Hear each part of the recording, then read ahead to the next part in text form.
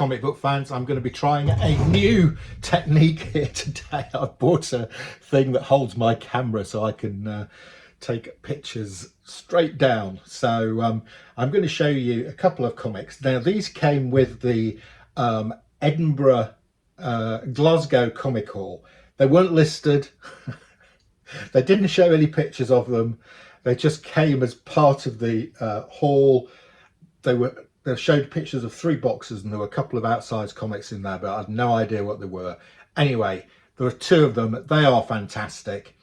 The first one is this amazing world of Superman that I've never seen before. The official Metropolis edition cost $2. I mean, it's not in fantastic condition, but I don't care. I love it, and I'll show you why I love it. So you can see here we've got a bit of aging. So this dates from 1973. So this next year, this will be 50 years old. So it is fantastic. First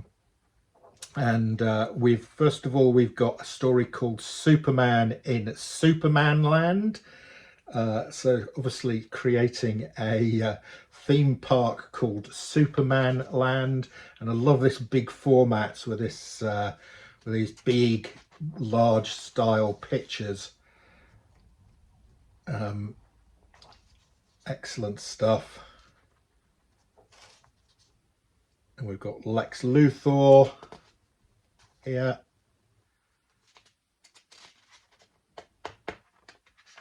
Right, and what else have we got in here? I was going to show you my favourite thing in here in a minute. Right. Then I found in this this sort of letter from a guy called Tom King.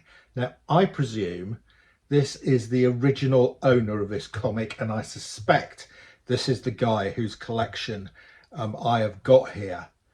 And he's writing to somebody saying, "Dear sir, could you tell me of anyone who might be interested in producing a series of books on comics? These books deal with the origin of every hero or villain in the National and Marvel range. The origins are retold in comic book form. Even so, they are redrawn and rewritten origins, not reprints like those in the history of Marvel Comics. These origins attempt to tie in any additional information which has been added since the origin story appeared. On top of this, these books contain details and illustrations of any costume changes, equipment used by the character, or any major changes undergone by the character. For example, the Cap's change to Tigra. These books also contain checklists of the writers, artists and inkers who have worked on the strip. Because of the huge timescale in National Comics, it would be better to limit this list to 1959 onwards. The reason I'm writing to you is that my own collection is not large enough to give me all the information needed. On top of this, I know that if I don't get someone to help me, these books will remain nothing more than an idea. Yours sincerely, Tom King." I've no idea if he ever sent this or whether he had any response, but here we have this letter sat in the pages of this, and I suspect this gentleman here is the original owner of these comics. What a great little find that is. Right, let's move on.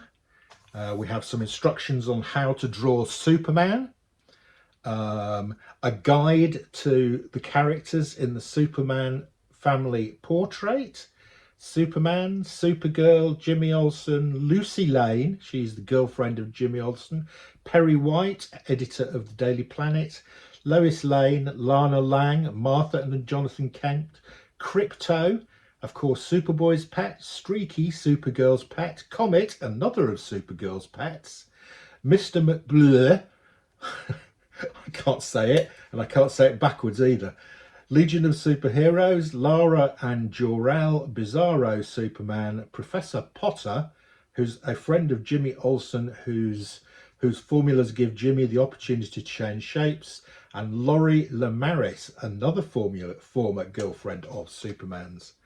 And then one of my favourite things about this is there's a whole section which is in really quite a lot of detail of how is a comic magazine created. from the first initial script page, from the first initial editors meeting, through to the penciling, through to the inking, lettering, inking, and it also shows some of the characters around DC at the time.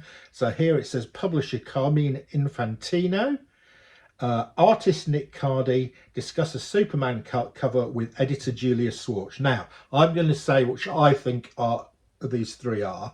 If anybody disagrees, then let me know. I think the guy who's doing the drawing is Nick Carty. I think the guy standing behind in the black suit is Carmine Infantino, and I think this gentleman is Julius Schwartz. Okay, it then goes through and shows all the various stages of how a comic gets created in a lot of detail, with pictures of the people working in the DC offices at the time. So this is like a bit of history here. This is how comics were made nearly 50 years ago. There's some great looking characters here. Gerda Gattel proofreads a Lois Lane book. You don't look like you'd want to argue with her if she finds a fault in your when she's proofreading. Lillian Mandel types the layout sketch for a comic. Glenys Ween does the pace-ups. Is this Len Ween's wife? And here we show the full process of how a comic is made. Absolutely fantastic from beginning to end. Lois Barker picks out proofs for use in foreign editions. I mean, it is fabulous. Then we get another Superman story with a huge pictorial page. Faster than a speeding bullet, more powerful than a locomotive, able to leap tall buildings at a single bound. Superman. There we go. And I think really works in this supersize format. Here we are retelling the origin of Superman again,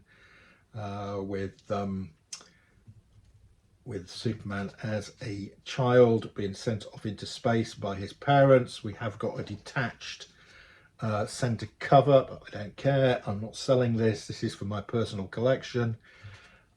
And oh, now here we've got some more goodies. So here, found in the pages of this, it's the same guy, J. King, and it says sheriff officer's acknowledgement of amount recovered under warrant dated the 13th of the 7th, 1977 for £4. Now, I don't know what this is. Is this a parking ticket? I don't know, but he's left it in the middle of this comic. Also in here we have the original poster that came with this comic.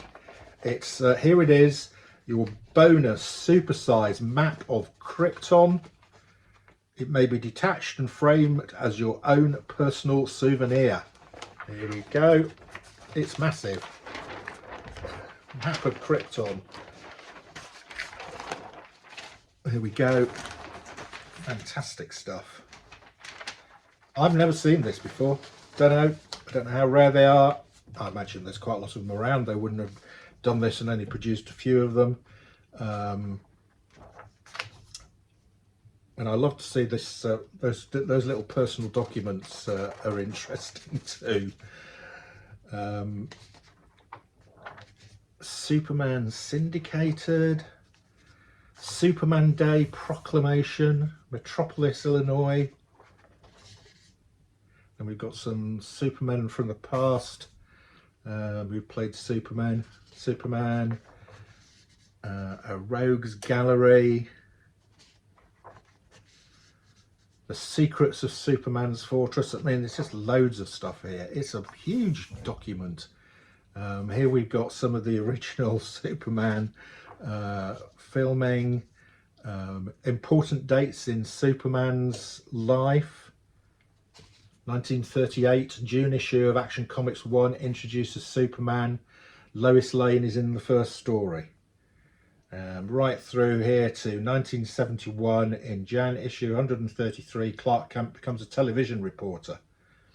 There you go. Superman, Superman's mission for President Kennedy. In 1963, President John F. Kennedy enlisted Superman's aid in the National Physical Fitness Program. Here we go.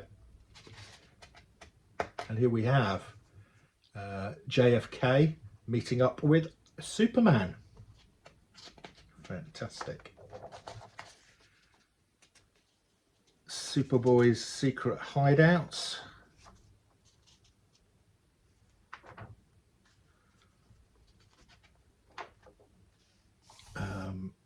George Reeves as Superman.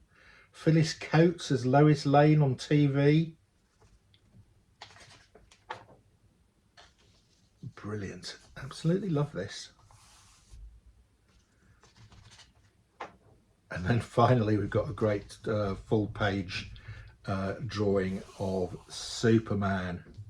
And on the back cover, it's the same as the front cover. Okay, I hope you've enjoyed that as much as I did looking through that. That will be staying in my collection. Never seen one of those before, and really nice to pick that up with some personal memorabilia in it. So that's your lot. See you again soon.